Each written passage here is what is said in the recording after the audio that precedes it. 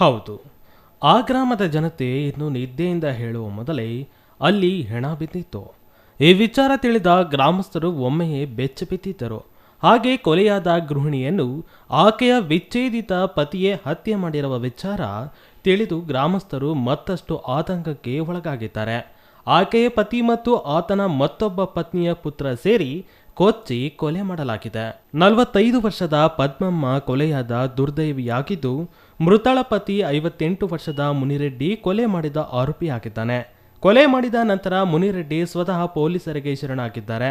ಕೊಲೆಯಲ್ಲಿ ಭಾಗಿಯಾದ ಮುನಿರೆಡ್ಡಿಯ ಮತ್ತೊಬ್ಬ ಪತ್ನಿಯ ಪುತ್ರಿ 20 ವರ್ಷದ ಗಿರೀಶ್ ತಲೆಮರೆಸಿಕೊಂಡಿದ್ದಾನೆ. ಶಿಡ್ಲಘಟ್ಟ ತಾಲೂಕಿನ ಸೊನ್ನೇನಹಳ್ಳಿ ಗ್ರಾಮದ ಮುನಿರೆಡ್ಡಿ ಮತ್ತು ಪದ್ಮಮ್ಮಳ ನಡುವೆ ಸಂಸಾರದಲ್ಲಿ ಗಲಾಟೆ ನಡೆದಿದ್ದು, ಈ ಸಣ್ಣ ಜಗಳದಿಂದ ಇಬ್ಬರು ಪರಸ್ಪರ ಒಪ್ಪಿಗೆ ಮೇರೆಗೆ ವಿಚ್ಛೇದನ ಪಡೆದು ಪ್ರತ್ಯೇಕವಾಗಿ ವಾಸಿಸುತ್ತಿದ್ದರು.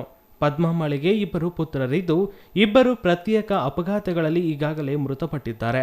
ಇದರಿಂದ ಪದ್ಮಮ್ಮ ಒಬ್ಬಂಟಿಯಾಗಿ ಅದೇ ಗ್ರಾಮದಲ್ಲಿ ವಾಸಿಸುತ್ತಿದ್ದಳು. ಈ ಕಡೆ ಮುನಿರೆಡ್ಡಿ ಪದ್ಮಮ್ಮಳಿಂದ ವಿಚ್ಛೇದನ ಪಡೆದು ಮತ್ತೊಂದು ಮದುವೆಯಾಗಿದ್ದಾನೆ. ಎರಡನೇ ಪತ್ನಿಗೆ ಒಂದು ಹೆಣ್ಣು ಮತ್ತು ಒಂದು ಗಂಡು ಮಗು ಇದೆ.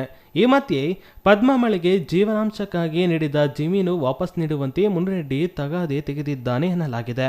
ನಿನಗೆ ಮಕ್ಕಳಿಲ್ಲವಲ್ಲ, ಜಮೀನು ಇಟ್ಟುಕೊಂಡು ಏನು ಮಾಡುತ್ತೀಯ ಎಂದು ಜಮೀನು ವಾಪಸ್ಸು ಮಾಡುವ ಎಂದಾಗ ಆಗಾಗ ಪೀಡಿಸುತ್ತಿದ್ದ.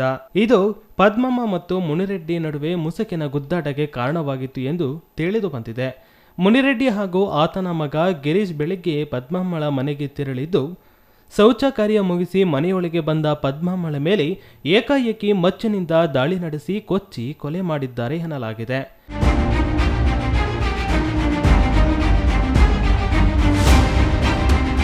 ಗಂಭೀರವಾಗಿ ಗಾಯಗೊಂಡ ಪದ್ಮಮ್ಮ ತೀವ್ರ ರಕ್ತಸ್ರಾವದಿಂದ ಸ್ಥಳದಲ್ಲೇ ಮೃತಪಟ್ಟಿದ್ದಾಳೆ. ಘಟನೆ ನಂತರ ಗಿರೀಶ್ ತಲೆಮರೆಸಿಕೊಂಡಿದ್ದು, ಮುನಿರೆಡ್ಡಿ ಚಿಕ್ಕಬಳ್ಳಾಪುರ ಗ್ರಾಮಾಂತರ ಠಾಣೆಗೆ ತೆರಳಿ ಸ್ವತಃ ಪೊಲೀಸರಿಗೆ ಶರಣಾಗಿದ್ದಾನೆ.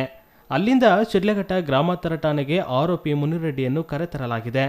ವಿಷಯ ತಿಳಿಯುತ್ತಿದ್ದಂತೆ ವೃತ್ತ ನಿರೀಕ್ಷಕ ಎಂ ಶ್ರೀನಿವಾಸ್, ಗ್ರಾಮಾಂತರ ಠಾಣೆ ಎಸ್ಐ ಸತೀಶ್ ಹಾಗೂ ಸಿಬ್ಬಂದಿ ಸ್ಥಳಕ್ಕೆ ದೌಡಾಯಿಸಿದ್ದಾರೆ. ಬೆರಳಚ್ಚು ತಜ್ಞರ ತಂಡ ಆಗಮಿಸಿ ಪರಿಶೀಲಿಸಿದೆ.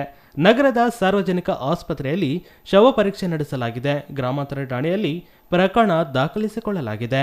ಕೊಲೆ ನಡೆದ ಸೊನ್ನೇನಹಳ್ಳಿ ಗ್ರಾಮಕ್ಕೆ ಜಿಲ್ಲಾ ಪೊಲೀಸ್ ವರಿಷ್ಠಾಧಿಕಾರಿ ಡಿಎಲ್ ನಾಗೇಶ್, ಎಎಸ್ಪಿ ರಾಜ ಇಮಾಮ್ ಖಾಸಿಂ, ಡಿವೈಎಸ್ಪಿ ಮುರಳೀಧರ್ ಭೇಟಿ ನೀಡಿ ಪರಿಶೀಲಿಸಿದ್ದು, ಮುಂದಿನ ಕ್ರಮಕ್ಕೆ ಸ್ಥಳೀಯ ಪೊಲೀಸರಿಗೆ ಸೂಚಿಸಿದ್ದಾರೆ. ಚಾಯ್ ರಮೇಶ್, ಸಿಟಿವಿ ನ್ಯೂಸ್, ಶಿಡ್ಲಘಟ್ಟ.